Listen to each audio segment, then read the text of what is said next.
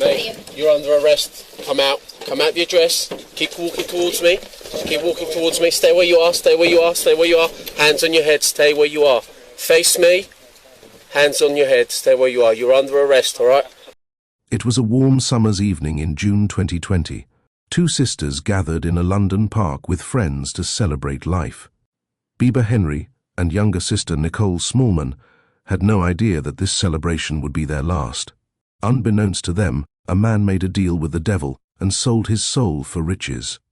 The exchange for this was two souls, Bibaa's and Nicole's. Their deaths weren't just a senseless act of violence. They became a national tragedy, a spotlight on policing failures, racial injustice, and a justice system too slow to protect these two women whose only crime was celebrating each other. This is the story of the brutal murders of Bibaa Henry and Nicole Smallman, a birthday turned nightmare. Welcome to the Deadly Diaries, where we dive into the darkest corners of true crime. Bibaa Henry, born June 5, 1974, 46 years old at the time of her death, lived in Wembley, northwest London, and worked as a social worker at Buckinghamshire Council.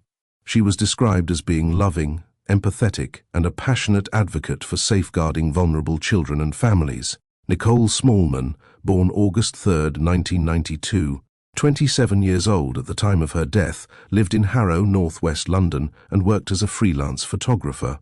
She was described as kind, caring, and loving, with a creative and lively soul. Murderer.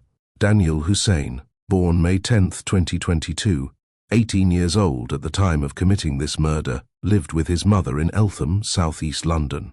Hussein was a student at Orpington College who was monitored by the Prevent Strategy, a department run by the Home Office to monitor individuals at risk of becoming a terrorist.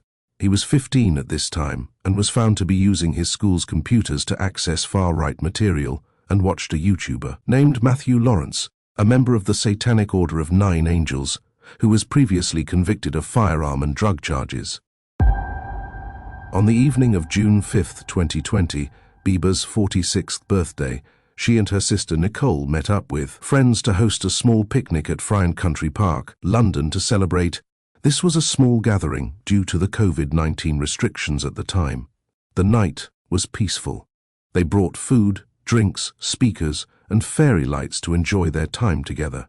One friend described the night as feeling like being inside a snow globe of happiness. The gathering continued for hours. Friends enjoying each other's company, good food, drinks, and music. This was the epitome of life in Bibaa's eyes. As the evening wore on and turned to night, the sisters' friends made their way back home, with the last of them leaving at about midnight. They gave their farewells as they went home, giving them hugs and kisses, not knowing that this would be the last time they would see both sisters alive.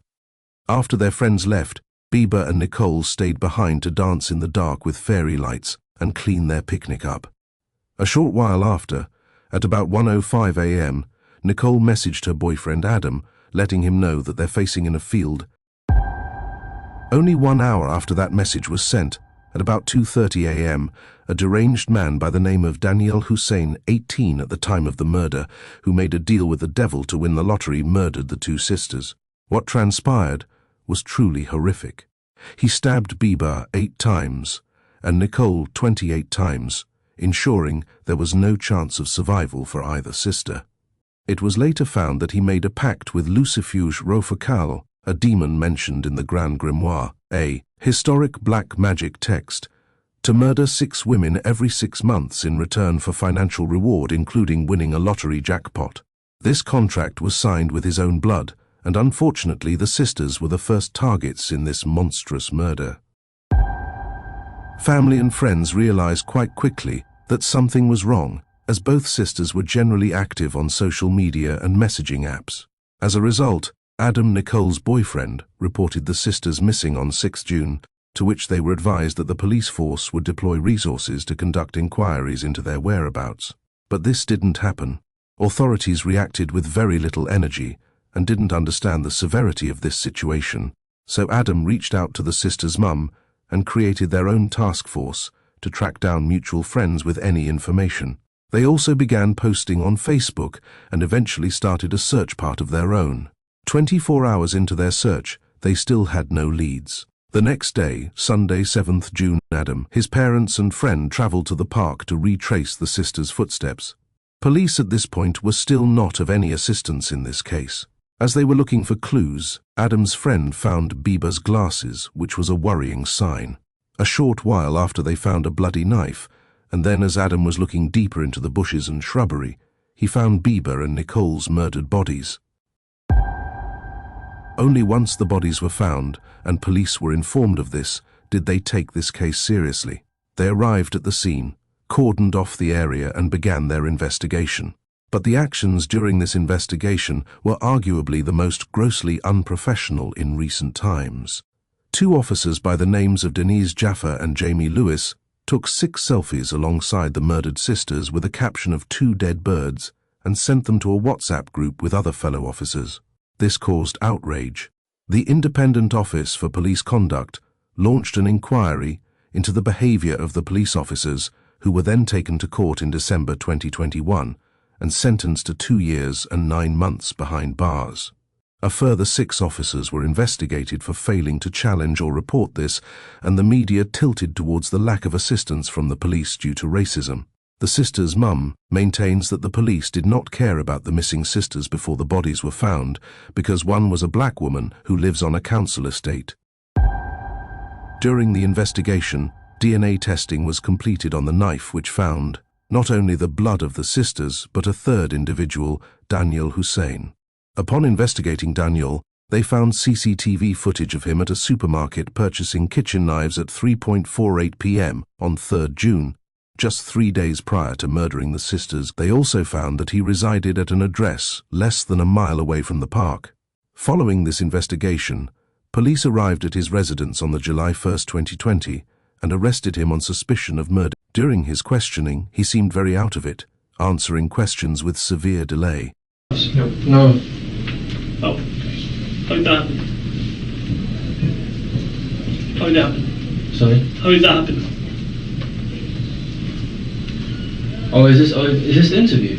That was the question. The injuries on your fingers. What happened there? Okay, don't worry.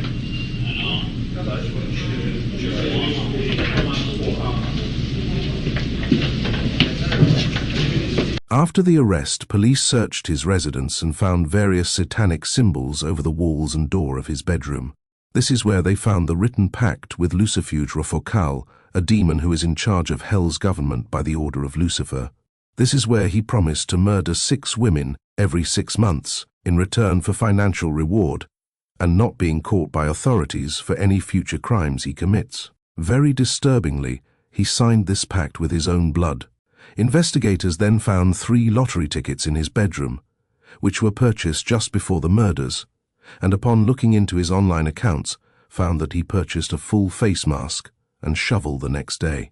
The final nail in the coffin was the CCTV footage, which showed Daniel walking towards the park on the night of the 5th of June and returning home 2 hours after the murder on the morning of the 6th June. Further CCTV footage showed Daniel going into Northwick Park Hospital, where he requested medical attention for cuts to his right hand. He explained to medical staff that he was mugged and attacked by a group of boys. He then called his bank to order a new card and explained that this was because he lost his bank card a few weeks ago and that unusual and unauthorized payments were made by someone else. This was quickly found to be a lie, as he was found on CCTV that he used this card in the supermarket to buy kitchen knives. Daniel pleaded not guilty to 2 counts of murder at the Old Bailey on March 11, 2021, with his defense pleading his autism diagnosis. His trial would then begin 9th June and was convicted of both murders on 6th July. He was given a life sentence with a minimum of 37 years in prison, which means he could be eligible for release in 2057. Bibaa and Nicole's only crime was joy, celebrating a birthday, dancing under the stars, and embracing life in the way it's meant to be lived, freely and fearlessly. But their night of happiness was stolen by Daniel Hussein, a young man radicalized by disturbing online satanic content and emboldened by a world that failed to see the warning signs.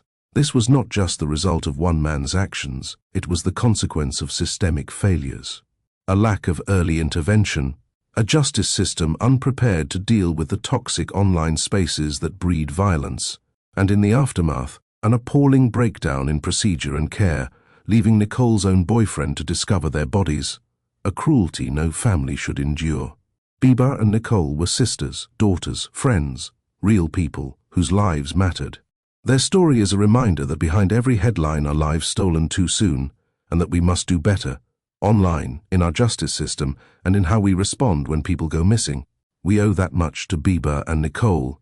Thank you for joining us on this episode of The Deadly Diaries. Don't forget to subscribe, like, and share to stay connected with stories that matter. And remember, if you or someone you know is in danger, please seek help. Until next time, stay safe, stay vigilant, and never stop asking why.